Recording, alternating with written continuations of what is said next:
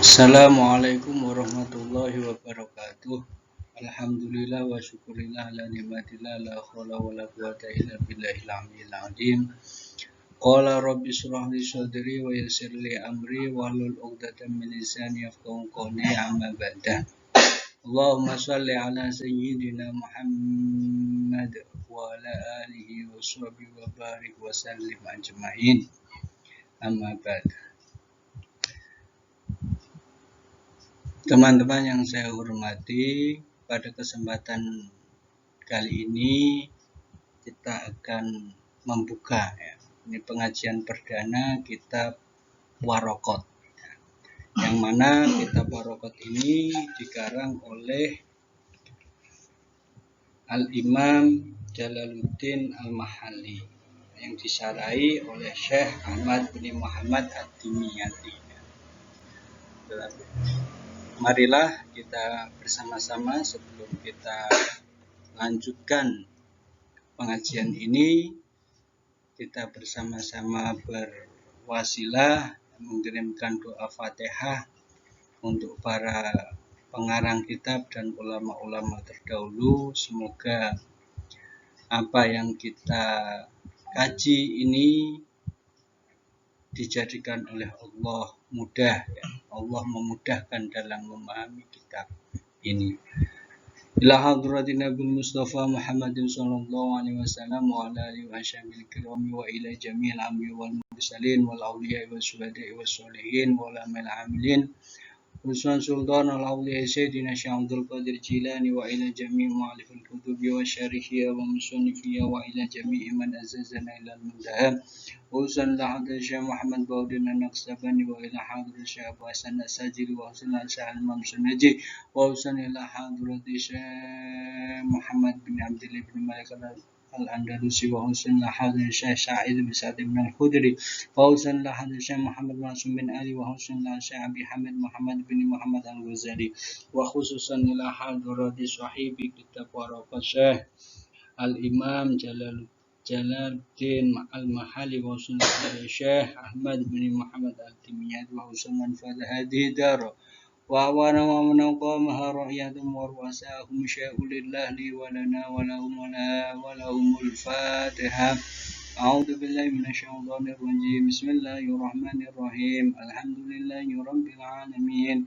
Ar-Rahmanir Rahim. Maliki yaumiddin. Iyyaka na'budu wa iyyaka nasta'in. Ihdinas siratal mustaqim. Siratal ladzina an'amta 'alaihim ghairil maghdubi 'alaihim waladdallin.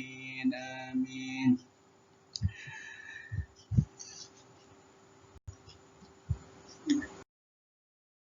Bismillahirrahmanirrahim. Qala Syekhu Mu'allif rahimahullahu ta'ala wa nafa'na bihi wa bi ulumihi fi daraini. Amin.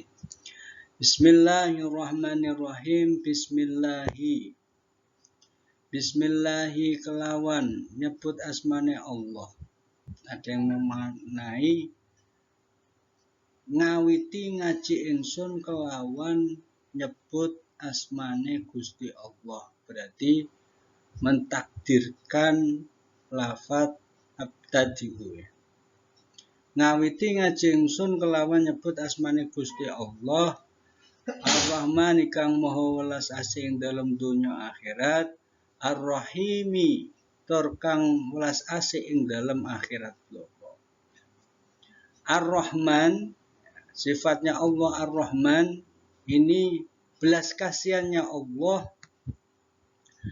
terhadap semua makhluknya. Tidak pandang itu orang Islam, orang Muslim maupun non-Muslim. Semuanya diberi kasih sayang Allah. Sedangkan Ar-Rahim ini adalah sifat kasih sayangnya Allah besok. Ar-Rahmannya Allah besok di akhirat itu berwujud Ar-Rahim yang hanya diberikan kepada hambanya Allah, orang-orang Islam, orang-orang yang bertakwa kepada Allah Subhanahu wa ta'ala. Bismillahirrahmanirrahim. Kenapa para mu'allif awal semua ya, karangannya pasti diawali dengan lafadz bismillah. Karena ini merupakan anjuran ya. Setiap sesuatu yang baik harus dimulai dengan lafadz bismillahirrahmanirrahim. Ini anjuran ya. Ketika tidak ya nanti akan akto ya, akan terputus, akan terpotong. Itu banyak sekali, kalau saya jelaskan nanti bisa lama ya mengkotinya ini. Saya lanjutkan saja. Bismillahirrahmanirrahim. Fahadihi mongko utawi iki kitab warokotun aran kitab warokot. Kitab yang akan kalian pelajari ini itu dinamakan kitab warokot. Artinya apa warokot? Warokot itu ya bisa diartikan beberapa lembar daun bisa ya, atau dikatakan beberapa lembar serat juga bisa. Tastamilu kang mengku yang memuat. Nah ini bagi yang barangkali ada santri yang tidak paham bahasa Jawa ya, mungkin yang dari Thailand barangkali ada. Jadi saya dobli ya dengan bahasa Indonesia. Tastamilu kang mengku apa warokot yang memuat ala ma'rifati fusulin ing atase ngaweruhi pira-pira fasal. Yang memuat untuk mengetahui beberapa fasal min usul fikhi. Saking fan usul fikih. Ya, nanti membahas akan menunjukkan beberapa fasal yang kita pelajari dari kitab usul fikih. Wadzalika utai mengkono lafadz usul fikih iku mu'allafun dan tersusun min juz'aini saking rong juz dari 2 juz mufrodaini kang mufrod karone. Jadi lafadz usul fikih itu tersusun dari 2 kata, 2 juz yang masing-masing itu berupa lafadz yang mufrad ya. Mufrad itu lawannya jamak ya, bukan tasniyah, bukan jamak, itu namanya mufrad. Terdiri dari kata usul dan fikih. Fal aslu mongko utawi lafadz usul maknanya adalah asal, dasar. Pengertian dari usul lafadz atau kata usul itu sendiri adalah ma yubna alaihi wairuhu. Ma iku perkara yubna kang den jenengake alaihi ing atase ma apa wairuhu liyane ma. Usul itu adalah suatu perkara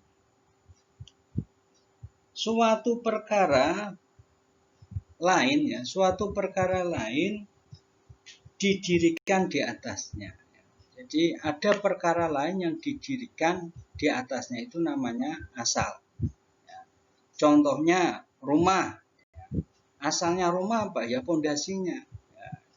Di atas pondasi ada tembok, ada genteng. Yaitu asal ya pondasi itu.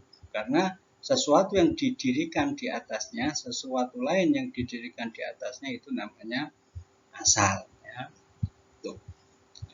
Jadi sesuatu itu ya, ada perkara lain yang didirikan di atasnya, itu namanya asal. Contohnya ya, ada kursi. Ya, ini asalnya kursi, kalau dari kayu berarti asalnya adalah kayu. Ya. Kalau ada tumbuh-tumbuhan asalnya mana? Ya, sesuatu yang berdiri di atasnya, ya, yang perkara lain yang berdiri di atasnya, ya berarti kalau pohon itu akarnya. Wal far'u, nah ini lawannya asal adalah far'u. Wal far'u utawi cabang, artinya cabang, furu' ya. Wal far' ya, itu cabang. Wal far'u utawi cabang iku ma perkara yubna kang den bangun. Yubna kang den bangun apa ma ala wirihi ing atase liyane ma. Furu atau far'u atau cabang itu ada suatu yang didirikan di atas yang lain. Lawannya dari asal. Contohnya kalau pohon ya, kalau pohon itu ya furu atau cabang itu ya rantingnya seperti itu ya. Selanjutnya tadi kata asal sudah saya jelaskan, selanjutnya kata fikih. Wal fikhu, karena usul fikih terdiri dari dua kata, usul ya, asal dan fikih. Wal fikhu utawi fikih, wal fikhu utawi fikih iku ma'rifatul ahkami, ngaweruhi pira-pira hukum asyar'iyyati kang bangsa syara, allati kang tariquha kang utawi dalane tetepe ahkam iku al-istihadi, iku al-istihadi istihad. Fikih, sedangkan fikih, pengertian fikih adalah mengetahui beberapa hukum syariah yang mana hukum syariah itu diistimbatkan, digali dengan cara istihad. Istihad itu apa ya? Sungguh-sungguh dalam menggali hukum ya. Usaha dengan yang sungguh-sungguh dalam menggali hukum. Kalau hukum syar'i ya berarti dengan cara istimbat hukum dengan cara menggunakan qaidul fikih ya, menggunakan usul fikih. Sedangkan fikih sendiri itu ya hukum yang sudah jadi, ibarat makanan itu sudah siap makan. Sedangkan usul fikih itu adalah proses ya. Alat peralatannya ada usul fikih, ada qaidul fikih, ada nahwu sorob, ada balaghah, ada mantek, ada badi, bayan dan sebagainya. Itu adalah alat ya. Ibarat makanan, umpamanya nasi, pengen menjadi beras yang siap disaji harus diolah ya. Dari mulai prosesnya ya, padi setelah dipanen terus dikeringkan, setelah dikeringkan terus diseleb ya. Setelah diseleb keluar beras itu terus diproses ya, ditanam menjadi nasi yang siap makan. Nah, begitulah kira-kira yang dinamakan fikih ya.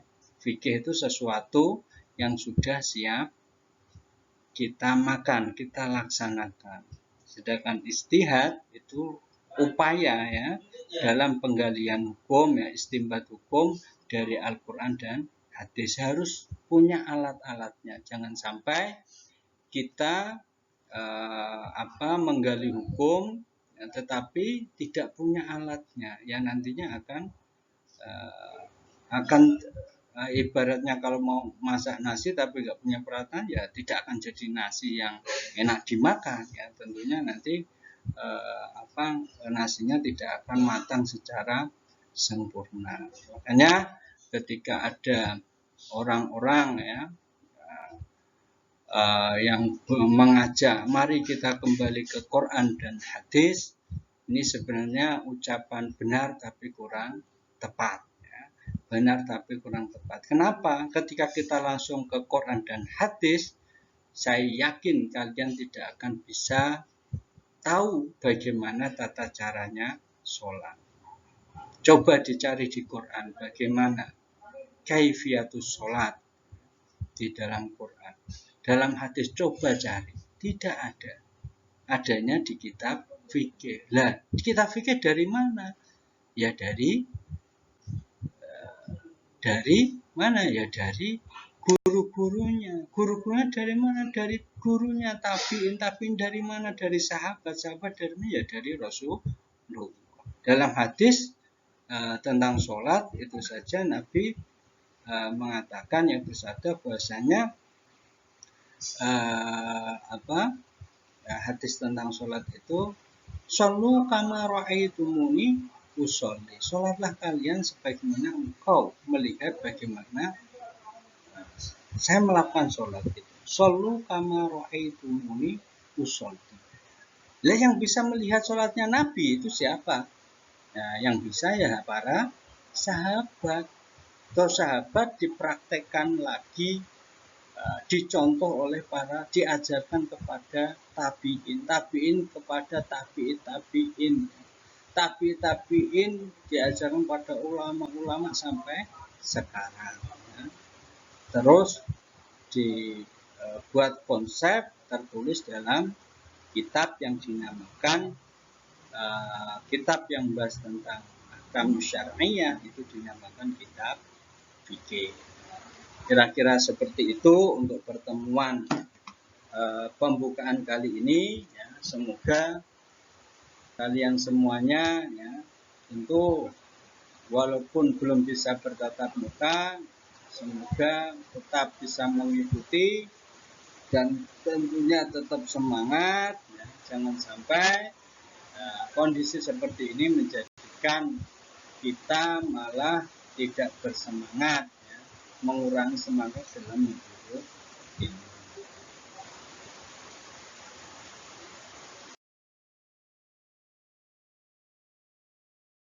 Semoga ada manfaatnya. Bila ada kata-kata yang kurang memahamkan atau kurang pas atau masih membingungkan, bisa dipertanyakan melalui forum, ya, di Classroom. Nanti silahkan bisa dipertanyakan.